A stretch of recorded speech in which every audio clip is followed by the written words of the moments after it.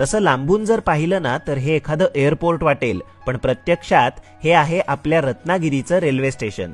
रिन्युएशनच्या कामानंतर इथे नवीन काय काय केलंय ते पाहण्यासाठी मी रेल्वे स्टेशनला भेट दिली. रात्रीच्या वेळेस अट्रॅक्टिव्ह लाइटिंगमुळे हा पूर्ण परिसर खूपच एलिगंट वाटत होता. एंट्री गेटमधून आत गेल्यावर विविध प्रकारची पेंटिंग्स पाहायला मिळतात. या पेंटिंग्समध्ये कोकणातील परंपरा, संस्कृती आणि पर्यटन स्थळांचं दर्शन होतं. कोकण रेल्वेचा प्रकल्प यशस्वी करण्यामध्ये ज्यांचं मोलाचं योगदान होतं असे कोकण रेल्वेचे शिल्पकार माननीय मधु दंडवते साहेब यांची ही सुंदर प्रतिमा रेल्वे स्टेशनमध्ये पाहायला मिळते. रेल्वे स्टेशनमध्ये प्रवेश करण्यासाठी वेगळं गेट आणि बाहेर येण्यासाठी वेगळं गेट करण्यात आलंय. पब्लिक वर्क्स डिपार्टमेंट आणि कोकण रेल्वेच्या या उपक्रमामुळे या रेल्वे स्टेशनला रत्नागिरीकरांच्या भाषेत एकदम आडस लुक मिळालेला आहे. तर मंडळी, हा व्हिडिओ जास्तीत जास्त जणांना शेअर करा आणि अशाच व्हिडिओसाठी आपलं पेज सुद्धा फॉलो करा.